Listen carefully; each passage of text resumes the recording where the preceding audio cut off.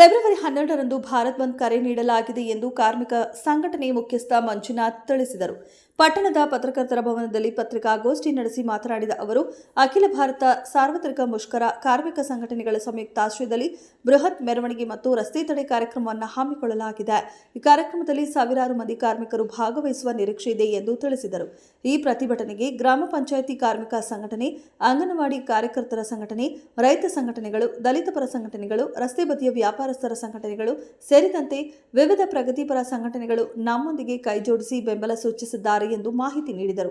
ಈ ಸುದ್ದಿಗೋಷ್ಠಿಯಲ್ಲಿ ಕಾರ್ಮಿಕ ಸಂಘಟನೆಯ ಮುಖಂಡರಾದ ಗೊಲ್ಲರ ಹೊಸಹಳ್ಳಿ ಮಂಜುನಾಥ್, ಕಲ್ಕೆರೆ ವಾಸುದೇವ್, ರೈತ ಸಂಘಟನೆಯ ಮುಖಂಡರಾದ ಹಿರಿಸೇವೆ ರಘು, ಮಡವ ಮಂಜು, ಅಂಗನವಾಡಿ ಸಂಘಟನೆಗಳ ಅಧ್ಯಕ್ಷರಾದ ನಾಗರತ್ನ, ಸುಜಾತ ಕುಮಾರಸ್ವಾಮಿ, ಚಂದ್ರು ಗೋವಿನಕೆರೆ, ತೇಜಸ್, ಜೋಗಿಪುರ ಮಂಜೇಗೌಡ, ಜಾವೀದ್, ಮಡವ ಲೋಕೇಶ್ ಸೇರಿದಂತೆ ಇತರರು ಹಾಜರಿದ್ದರು. ವರದಿ ಮಂಜುನಾಥ್, ಚನ್ನರಾಯಪಟ್ಟಣ. ಕ್ಷಣ ಕ್ಷಣದ ಸುದ್ದಿಗಾಗಿ ವೀಕ್ಷಿಸಿ ರಾಷ್ಟ್ರಧ್ವನಿ ನ್ಯೂಸ್ ಕನ್ನಡ. ಹಾಗಾಗಿ ನಾವು ಈ ಹೋರಾಟಕ್ಕೆ ನಮ್ಮ ಇಡೀ ಯುವಕರಿರ್ಬೋದು, ನಮ್ಮ ರೈತಾಪಿ ವರ್ಗ ಸಂಪೂರ್ಣವಾಗಿ ನಾವು ಬೆಂಬಲವನ್ನು ಕೊಟ್ಟು ಈ ಪ್ರತಿಭಟನೆಗೆ ನಾವು ಭಾಗವಹಿಸ್ತೇವೆ. ನಾನು ಮೂಲತಃ ಒಬ್ಬ ಮಹಿಳೆಯಾಗಿ ಅದರೊಳಗೆ ರೈತ ಕಾರ್ಮಿಕರು ಅಂತಲೇ ನಾನು ಗುರುತಿಸ್ಕೊಂಡಿದ್ದೀನಿ. ಇವತ್ತು ರೈತ ಸಮಸ್ಯೆಗಳೆಲ್ಲ ಎಷ್ಟೆಷ್ಟು ಮಟ್ಟಕ್ಕೆ ಹೋಗಿದ್ದಾವೆ ಅಂತ ನನಗೆ ನೋಡಿ ಬಹಳ ಬೇಸರ ಆಯಿತು.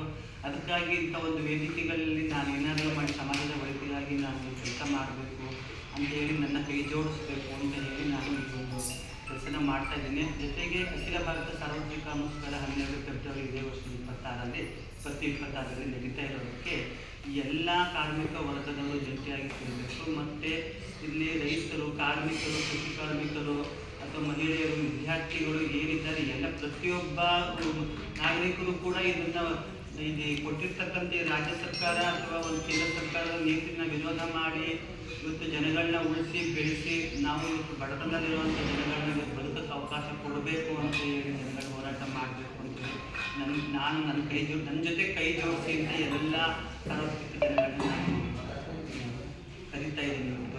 ಇವತ್ತು ಬಂದಿದ್ದೀನಿ.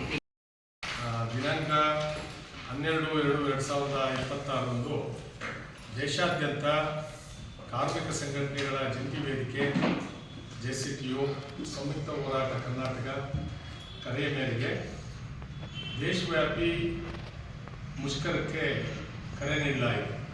ಈ ಮುಷ್ಕರದಲ್ಲಿ ರೈತ, ಕಾರ್ಮಿಕ, ಕೃಷಿ ಕೂಲಿಕಾರರು, ಮಹಿಳಾ, ವಿದ್ಯಾರ್ಥಿ, ಯುವಜನ ಮತ್ತು ದಲಿತ ಸಂಘಟನೆಗಳು ಮತ್ತು ಪ್ರಗತಿಪರ ಚಿಂತಕರು ಕೂಡ ಸಂಪೂರ್ಣವಾದ ಬೆಂಬಲವನ್ನು ಕೊಟ್ಟು ಈ ಮುಷ್ಕರವನ್ನು ಯಶಸ್ವಿ ಮಾಡಲಿಕ್ಕೆ ದೇಶವ್ಯಾಪಿ ಚಟುವಟಿಕೆಗಳು ನಡೀತಾ ಇದೆ.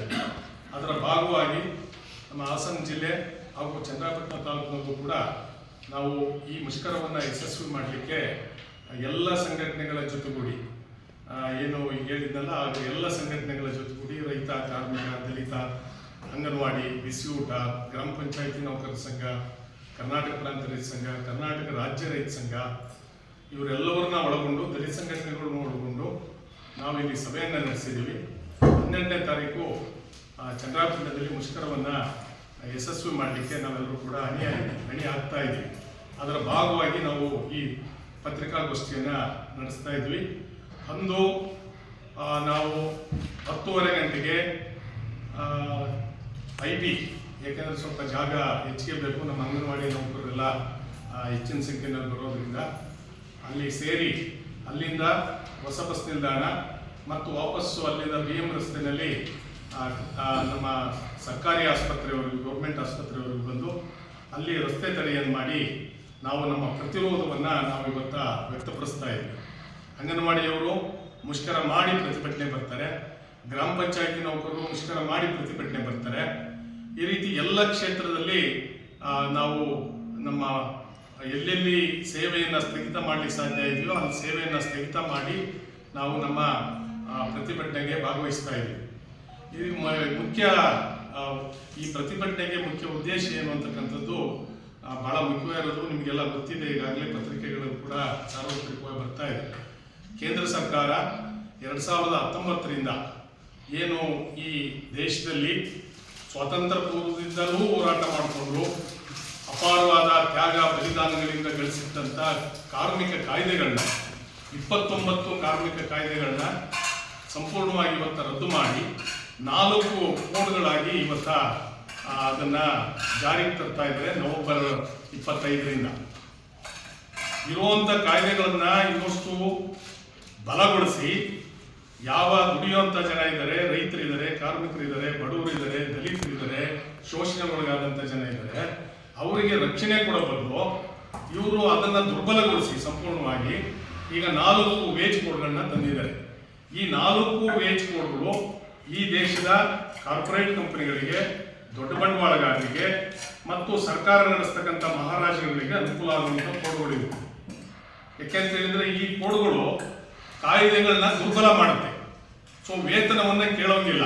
ಈಗ ಅಂಗನವಾಡಿ ನೌಕರರು ಅವ್ರ ವೇತನ ಬೇಕು ಅಂದ್ರೆ, ಅವ್ರು ಹೋರಾಟ ಮಾಡಬೇಕು ಅಂದ್ರೆ ಅವರ ಮಾಲೀಕನಿಂದ ಅನುಮತಿ ಪಡಿಬೇಕಾದಂತ ಒಂದು ವ್ಯವಸ್ಥೆಯನ್ನ ಈ ಕೋಡ್ಗಳೊಳಗೆ ಅವರು ಇವತ್ತ ಸೇರಿಸಿದ್ದಾರೆ. ಇದರಲ್ಲಿ 4 ಕೋಡ್ಗಳಲ್ಲಿ ಕೈಗಾರಿಕಾ ಸಂಬಂಧಗಳ ಸಂಹಿತೆ, ವೇತನ ಸಂಹಿತೆ, ಸುರಕ್ಷತೆ ಮತ್ತು ಆರೋಗ್ಯ ಸಂಹಿತೆ, ಸಾಮಾಜಿಕ ಭದ್ರತಾ ಸಂಹಿತೆಗಳು, ಈ ಸಂಹಿತೆಗಳನ್ನ 4 ತಂದಿದ್ದಾರೆ. ನಾವು ಬಹಳ ಸ್ಪಷ್ಟವಾಗಿ ಇವತ್ತ ಈ ದೇಶದ ಕಾರ್ಮಿಕ ವರ್ಗ, ರೈತಾಪಿ ವರ್ಗ ಮಾಡಿಲ್ಲ. ಅದು ಆಯಿತು. ರಾಜ್ಯ ಸರ್ಕಾರ ನಾನು ಎಲೆಕ್ಷನ್ ಬರೋಕ್ಕಿಂತ ಮುಂಚೆನೇ ಹೇಳ್ತು, ನಾವು ಎಲೆಕ್ಷನ್ ಬಂದರೆ ಗೆದ್ದು ಬಂದರೆ 3 ಕಾಯ್ದೆ ವಾಪಸ್ ತಗೋತೀವಿ ಅಂತ ಖಡಾಖಂಡಿತವಾಗಿ ಹೇಳಿತು. ಈಗ ಭೂ ಕಾಯ್ದೆಯನ್ನು ವಾಪಸ್ ತಗೊಂಡೇ ಇಲ್ಲ, ಹಂಗೆ ಇದೆ.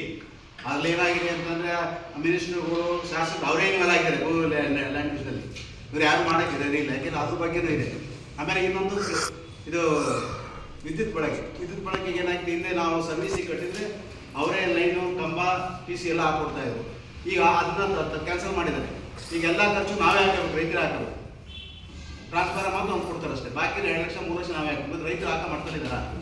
ಎಲ್ಲ ಮಧ್ಯಮ ವರ್ಗರು, ಬಡ ರೈತರಿಗೆ ಜಾಸ್ತಿ ಮಾಡ್ತಾ ಇದ್ದಾರೆ. ಆಮೇಲೆ ಬೆಂಬಲ ಬೆಳೆ ಕೊಡ್ತೀವಿ ಅಂತ ಹೇಳ್ತಾರೆ. ಆ ಬೆಂಬಲ ಬೆಳೆ ಮಾಡಿದ್ರೆ ಆ ಇದುಗಳು ಓಪನ್ ಆಗೋದೇ ಇಲ್ಲ.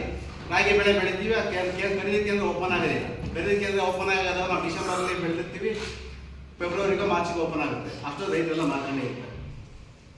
ಬೆಂಬಲ ಬೆಳೆಗೋಸ್ಕರ ಓಪನ್ ಆಗೋದೇ.